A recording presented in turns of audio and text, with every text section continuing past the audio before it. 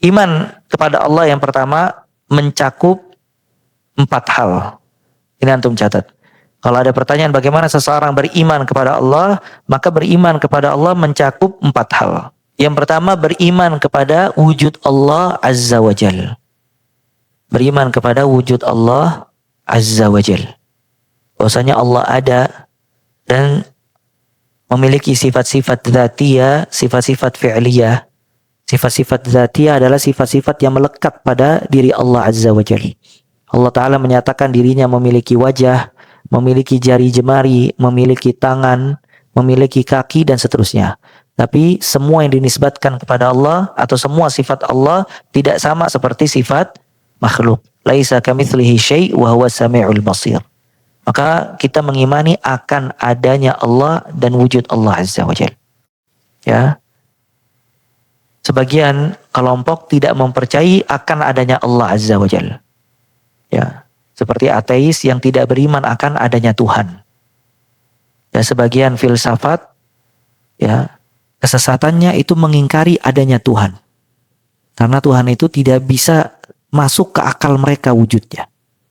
Maka karena mereka mentuhankan akalnya dan tidak bisa memikirkan bagaimana Tuhan sesuai dengan akal mereka, maka mereka mengingkari Tuhan. Maka ini bahayanya mempelajari filsafat akidah.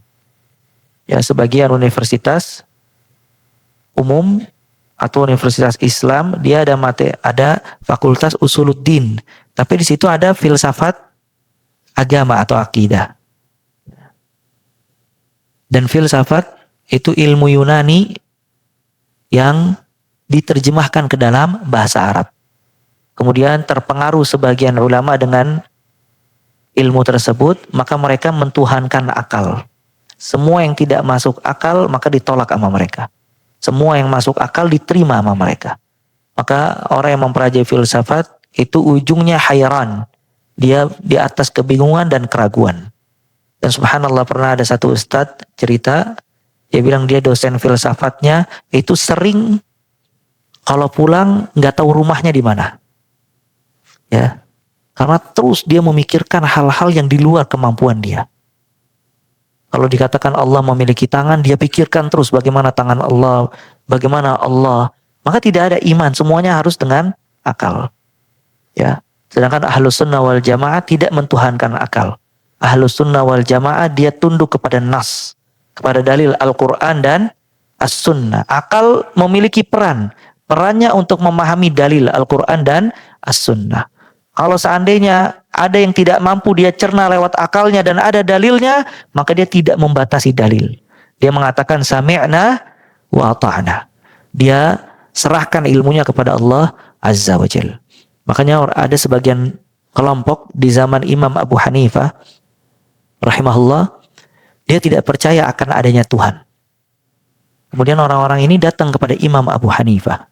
Dan Imam Abu Hanifah pada saat itu imam besar. Ya, murid-muridnya datang dari penjuru dunia belajar dengan Imam Abu Hanifah. Maka orang ini datang ingin mendebat kepada Imam Abu Hanifah tentang wujud Allah Azza wa Jalla. Dan mazhab Hanafiyah itu terkenal salah satunya dengan qiyas. Apa qiyas? Analog. Menganalogikan segala sesuatu. Maka kata Imam Abu Hanifah, antum besok datang lagi. Akhirnya besok datang lagi mereka. Mereka menemukan Imam Abu Hanifah sedang merenung berpikir. Kata orang-orang ini, apa yang kau pikirkan wahai imam? Kata dia, aku sedang berpikir keras bagaimana kapal ini, kapal yang di laut, dia bisa membentuk tubuhnya sendiri menjadi kapal, dia mengangkut barang-barang sendiri ke atas kapal, kemudian dia menyeberangi lautan sendiri tanpa nakoda, kemudian sampai ke tempat tujuannya, menurunkan barang-barang tanpa ada kuli atau yang membantu dari manusia. Maka kata orang-orang ini, kalau engkau memikirkan itu, idzan anta majnun, katanya. Kalau begitu engkau orang gila. Kata Imam Abu Hanifah, subhanallah. Kalau engkau mengatakan aku gila memikirkan ini, kenapa engkau tidak berpikir akan adanya langit dan bumi? Siapa yang menciptakannya langit dan bumi? Matahari keluar di siang hari, kemudian bulan keluar di malam hari. Mereka berputar, tidak berbenturan, sesuai dengan waktu yang ditentukan. Di pagi hari manusia beraktivitas, di malam hari manusia istirahat. Bukankah ini semua ada penciptanya? Bukan ada dengan sendirinya. Fabuhital ladzi kafar. Maka orang-orang kafir tidak bisa berbicara. Maka ini membuktikan segala sesuatu bukti akan adanya Allah Azza wa Jalla. Matahari akan adanya Allah, bulan akan adanya Allah. Bahkan jasad kita, kata Allah, wa fi anfusikum afala tubsirun. Pada diri kalian, apakah kalian tidak melihat? Ya, siapa yang menciptakan kita? Bagaimana kita bisa tumbuh dewasa? Bagaimana Allah berikan kita akal bisa beraktivitas? Kita tahu ini api, kita menjauhi karena takut terbakar. Kita tahu ini dingin, kita tahu ini panas, dan seterusnya.